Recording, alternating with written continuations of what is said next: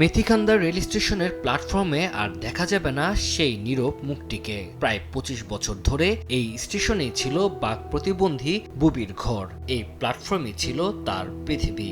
শৌচাগার পরিষ্কার করা, প্ল্যাটফর্ম ঝাড়ু দেওয়া আর মানুষের দেয়া বকশিসে চলত জীবন। অল্প অল্প করে জমানো প্রায় ৪০,০০০ টাকায় হয়ে উঠেছিল তার শেষ সম্বল।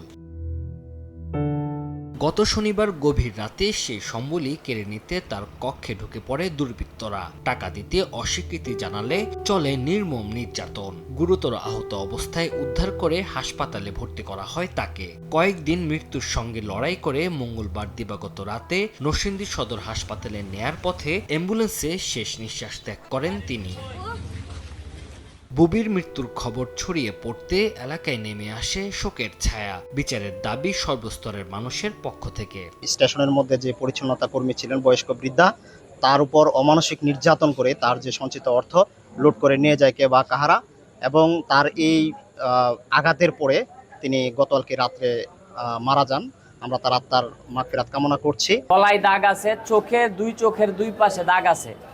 তো এর মাধ্যমে বোঝা যায় যে ওনাকে দুষ্কৃতিকারীরা খুব ভালো নির্যাতন করেই ওনার টাকা পয়সা ছিনিয়ে নিয়ে গেছে। এই ঘটনার সাথে যারা জড়িত তদন্তের মাধ্যমে তাদেরকে বের করে দৃষ্টান্তমূলক শাস্তি দাবি করছি। আমরা তার বিধি আত্মার মাগফিরাত কামনা করছি। পাশাপাশি এই নির্মম নির্যাতনের পরে উনি নিহত হয়েছেন, তার বিচার দাবি করছি। জিআরপি যে রেলওয়ে যে থানা বৈঠক আমার ওদেরকে ওসি সাহেব কালকে আসছিল, উনি এই বিষয়টা দেখছে এবং সরজমিনে এসে দেখছে কি উনি ব্যবস্থা নিতেছে। প্রশাসনের পক্ষ থেকে এই ঘটনায় মামলা করা হয়েছে।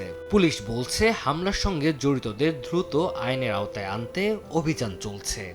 মামলা নিয়েছি, সিবিআই, র্যাব, তারপর অন্যান্য বাহিনী সবাই মানবিকভাবে দৃষ্টিতে দেখতেছে সবাই, এবং শর্ট টাইমে ইনশাল্লাহ একটা রিপোর্টের রেজাল্ট আসবে। বুধবার রাত ১০টায় নরসিংদীর মেথিকান্দা রেল স্টেশনে তার জানাজা অনুষ্ঠিত হয়। রেল স্টেশনের পাশে তাকে দাফন করা হয়েছে। সময় সংবাদ, নরসিংদী।